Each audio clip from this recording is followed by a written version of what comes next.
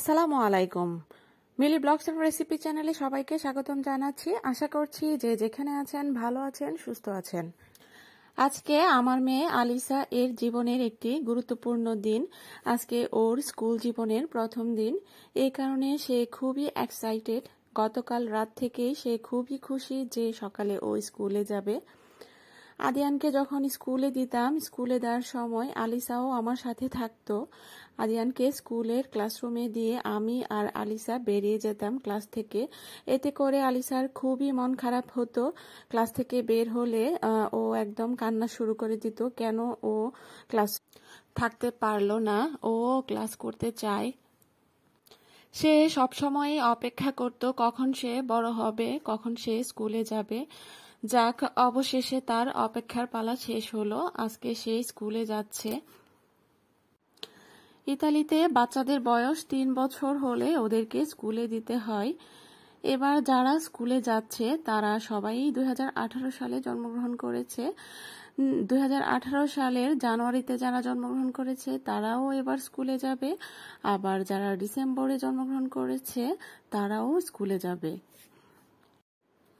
তো আমরা স্কুলের গেটের ভেতরে প্রবেশ করলাম। গেটে টিচাররা বাচ্চাদের নাম চেক করে করে ভেতরে প্রবেশের অনুমতি দিল। আজকে স্কুলের প্রথম দিন হিসেবে বাচ্চারা স্কুলের পার্কে খেলাধুলা করছে। আগামীকাল থেকে ক্লাসরুমে নিয়ে যাওয়া হবে। আমার মেয়ে তো বারবার জিজ্ঞেস করছিল, মামা কখন স্কুলে যাব? আজকে তো পার্কে খেলাধুলা করাচ্ছে, ওর মতে এটা তো স্কুল না, স্কুল মানে তো ক্লাসের ভেতরে নিয়ে যাবে, তখন স্কুল হবে। ও বারবারই আমাকে জিজ্ঞেস করছিল, মামা এখন যাব স্কুলে? ক্লাসরুমেও ওদের খেলাধুলা করার জন্য যথেষ্ট ব্যবস্থা রয়েছে। ওরা এখানে 3 বছর থাকবে। ওদের বয়স 6 বছর হওয়ার আগ পর্যন্ত ওরা এখানেই থাকবে। আর এই 3 বছরে ওদেরকে খেলাধুলার মাধ্যমে যা যা শেখানো প্রয়োজন তা তা শিখিয়ে প্রাইমারি স্কুলে যাওয়ার জন্য প্রস্তুত করা হবে। ওরা যেহেতু নতুন শিশু এবং ওদের লাইফের প্রথম স্কুলে আসা, এজন্য ওদের আজকে থেকে স্কুল শুরু হয়েছে। যারা গত বছর বা এর আগের বছর স্কুলে ভর্তি হয়েছিল তাদের 1 সপ্তাহ পর থেকে আগামী 20 তারিখ থেকে ওদের ক্লাস শুরু হবে।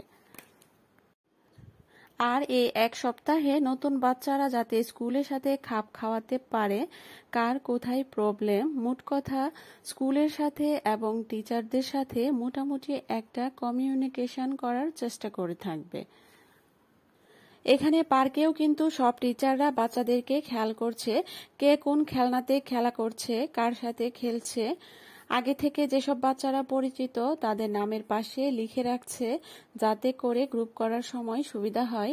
আর গ্রুপ করার সময় সাধারণত পরিচিতদেরকে একই গ্রুপে রাখা হয় না, কারণ আমরা যারা স্থানীয় আছি, ভিন্ন দেশের আছি এখানে, তাদের বাচ্চারা, পরিচিত বাচ্চারা যদি একই ক্লাসে থাকে তাহলে তারা শুধু যারা পরিচিত তাদের সাথে খেলা করে, অন্য বাচ্চাদের সাথে যেমন ইটালিয়ানদের সাথে বা অন্য দেশিদের সাথে ওরা মিশতে চায় না। আর এই কারণে ওদেরকে আলাদা আলাদা ক্লাসে দেওয়া হয়। বাচ্চারা এখানে খেলাধুলা করে খুবই মজা পাচ্ছে। পার্কে আগে থেকেই পরিচিত এমন অনেকে এখানে আছে। আর আমার মেয়ে আলিসা যাদেরকে চেনে শুধু তাদের সাথেই খেলা করছে, ও অন্য কারোর সাথে যাচ্ছে না।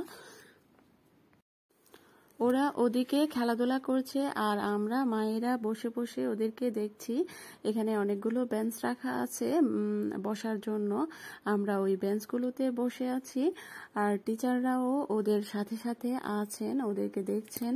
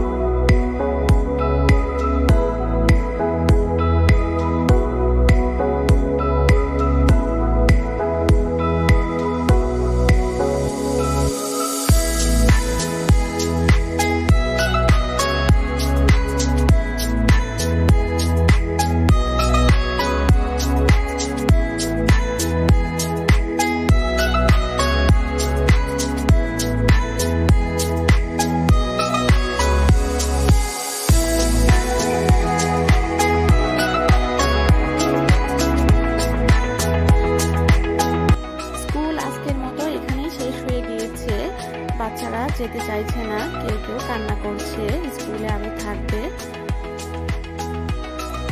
আলিসাও স্কুলে আরো থাকতে চেয়েছিল।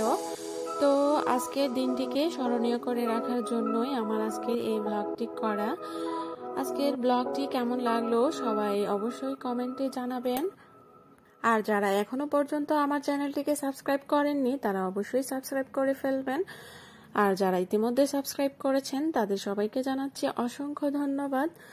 আর দেখা হবে পরবর্তীতে নতুন কোনো ভিডিওতে। সেই পর্যন্ত সবাই ভালো থাকবেন, সুস্থ থাকবেন। আল্লাহ হাফেজ।